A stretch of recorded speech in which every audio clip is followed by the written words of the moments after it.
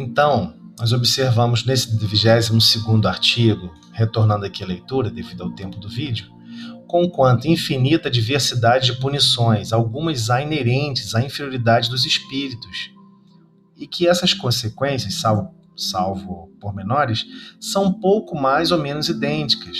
Então, existe uma série de sofrimentos que nos atingem a todos, sem exceção. Por exemplo, sentimos fortemente, quando deixamos o corpo físico, todos vamos ter que desencarnar, sem exceção. Quando deixamos o corpo físico, quanto mais estamos ligados à vida material e às suas paixões, que isso está ligado a uma inferioridade, nós sofremos com esse desligamento.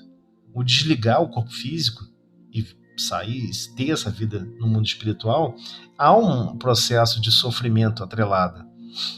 Perda de consciência, desespero, sem saber onde está. Ele fala o quê?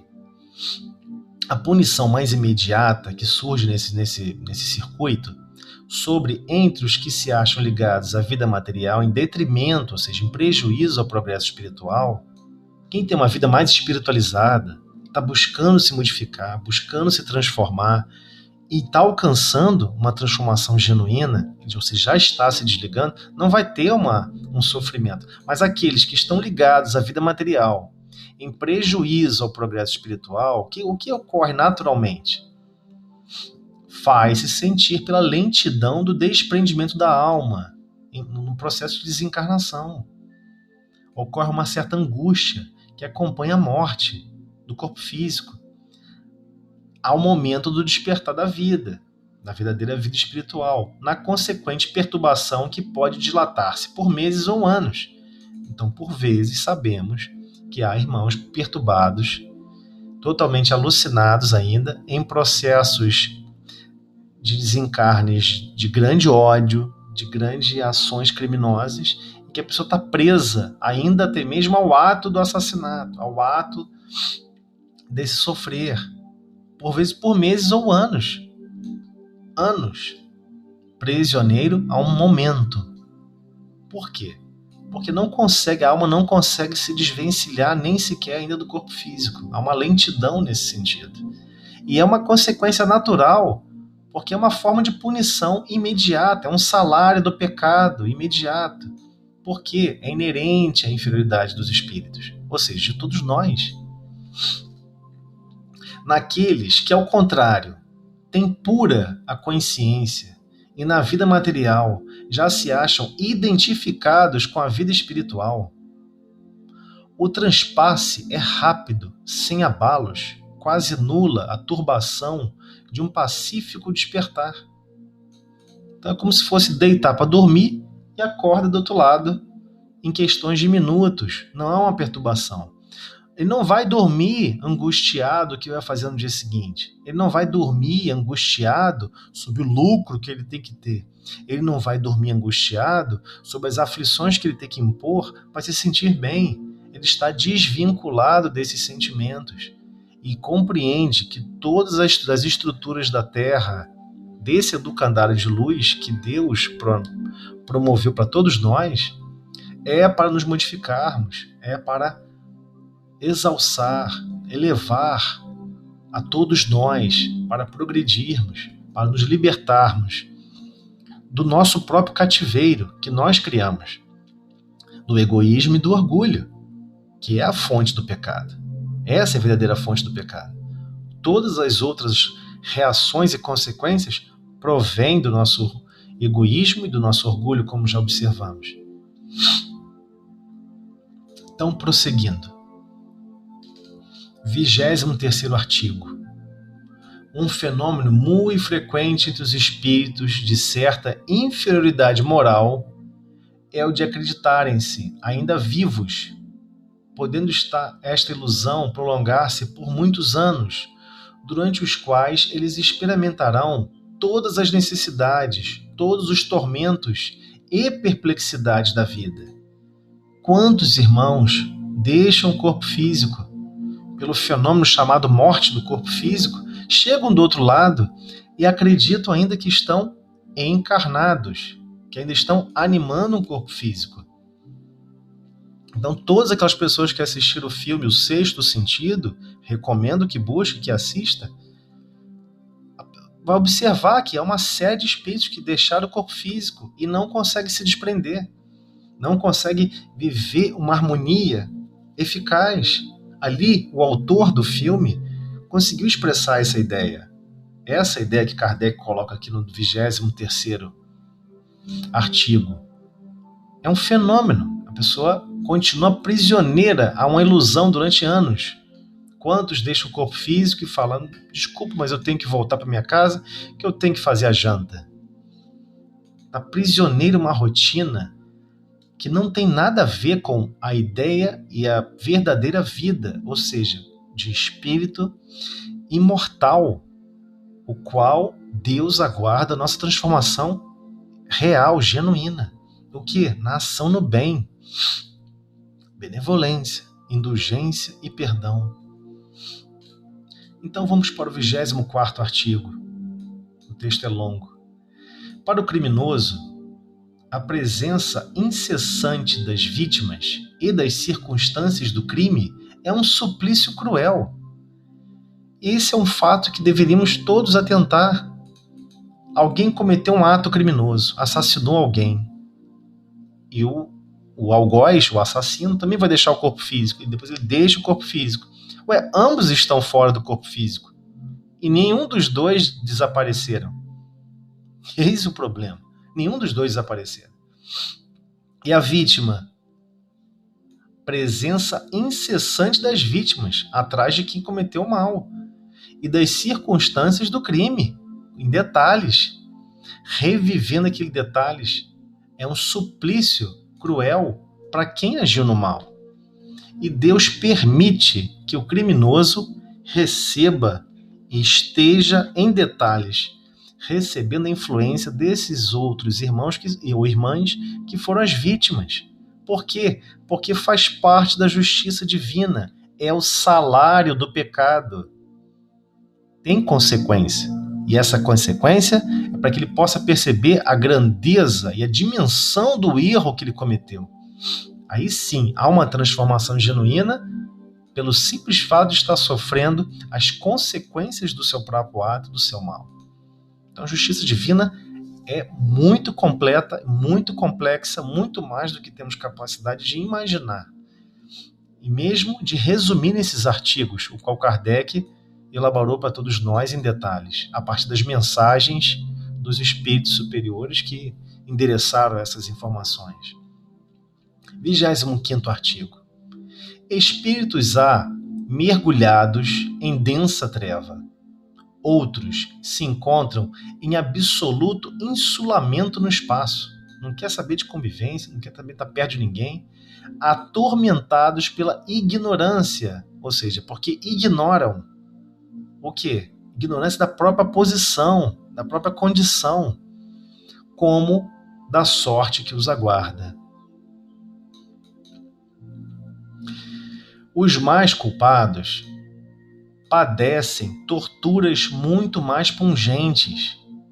Os mais culpados padecem torturas muito mais pungentes, muito mais expressivas, significativas, por não lhes entreverem um termo. Ele não consegue ver um final. Então, aquele que assassinou 300 pessoas, que na Terra virou ídolo, virou até estátua, ele, do outro lado, é um culpado gravíssimo. E padece de torturas pungentes, porque os 300 pessoas podem estar atrás dele, querendo justiça, querendo reequilíbrio. Então, o sofrimento desse suplício cruel, qual o artigo 24º comenta, com a presença incessante das vítimas e as circunstâncias do crime, imagina 300.000 pessoas imaginando e plasmando com as suas mentes somente situações de ódio e de rancor e de grande busca de promover dor e sofrimento em terceiro, nesse que agiu mal. O padecimento dessas torturas são pungentes, ou seja, são realmente expressivas. Ele não consegue observar que vai ter fim. Poxa, se eu tirei a vida de alguém, como é que eu vou dar a vida a alguém? A primeira coisa que passa na mente é isso. Eu cometi o assassinato, como é que eu vou dar a vida de volta à pessoa?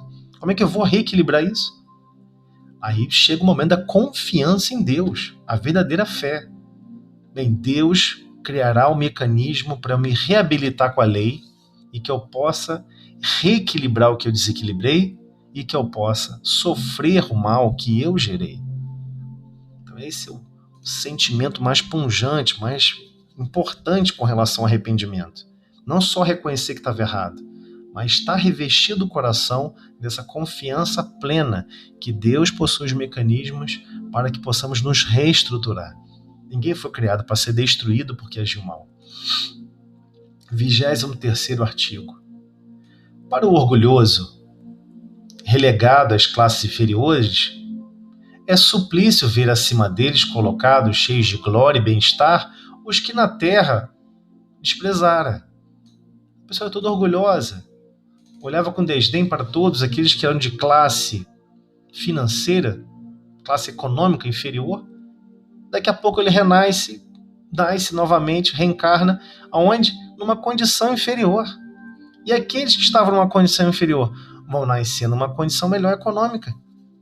Porque precisamos estar com as mesmas oportunidades para agir no bem ou cairmos nos desfiladeiros do mal. Então, para o orgulhoso, é uma forma de sofrimento ver. É um suplício, é um sofrimento. Ver acima deles colocados, cheios de glória e bem-estar, os que na terra ele desprezava. Então, para o hipócrita, ver desvendados, porque o hipócrita ele esconde os sentimentos dele. Então, o hipócrita vê desvendados, penetrados e lidos por todo mundo os seus mais secretos pensamentos, sem que os possa ocultar ou dissimular. É uma forma de sofrimento igualmente. E o sátiro, que a tudo faz piada, zomba, vive de zombaria, na impotência de os saciar, tem na exaltação dos bestiais desejos o mais atroz tormento. Então, ele acaba sofrendo por observar que esses desejos bobos promovem diversos tormentos. Uma piadinha mal feita, revestida de crítica e de ódio, velado, numa risadinha, promove grandes tormentos em outras pessoas, como é o caso do bullying. O sátiro aqui é, por vezes, a base do bullying. Ele se compraz no mal, se compraz em propagar aquele sentimento ruim. Então, na impotência de saciar, quando ele deixa o corpo físico, tem na exaltação dos desejos bestiais o maior atroz tormento. Então, para toda ação equivocada, para todo sentimento que se concretize em alguma coisa equivocada, existe uma consequência importante que nos será como educandário, se revela como educação para todos nós. Vê o avaro, aquela pessoa que é mesquinha, que tem recursos financeiros, mas guarda e nem sequer ele mesmo utiliza. Vê no avaro o esbanjamento inevitável do seu tesouro. Ele guardou, vem a família pegar o espólio dos recursos materiais que ele tanto guardou na terra, esbanjarem de qualquer jeito, à torta e direita. Isso é uma forma de sofrimento, porque ele está vinculado a essas pessoas. Enquanto o egoísta, desamparado de todos, sofre as consequências da sua atitude terrena. Então, mesmo fora do corpo físico, aquela pessoa que é muito egoísta acaba sendo desamparada de todos. Nem sequer alguém faz uma prece por ela. Nem uma prece, nem uma oração. E com isso, ele acaba sofrendo fora do corpo físico, vivenciando esse grande deserto dos sentimentos. Desamparado de todos quer dizer isso. Sofre as consequências da sua atitude terrena. Nem sede, nem a fome lhe serão mitigadas, ou seja, diminuídas, minoradas. Nem amigas mãos lhe estenderão as suas mãos súplices. Não vai receber auxílio de ninguém, porque a pessoa não ajudou ninguém, não tentou praticar benevolência com ninguém, e as outras pessoas que não não receberam nada em troca, no mesmo nível que todos nós nos encontramos, não queremos retribuir o bem que, no caso, nós não recebemos. Então, automaticamente, a convivência, assim, é uma forma de punição. E pois que em vida só de si cuidara, ninguém dele se compadecerá na morte. Ninguém faz a prece por aquela pessoa. Mas esse é um erro de quem não faz a prece, tá? Estamos nos equivocando em não praticar benevolência, em especial para aqueles que mais precisam. Não podemos praticar isso. Mas sabemos que essa consequência é uma forma de punição natural. Como o 26º artigo nos auxilia a compreender. Vamos continuar pouco o 27º.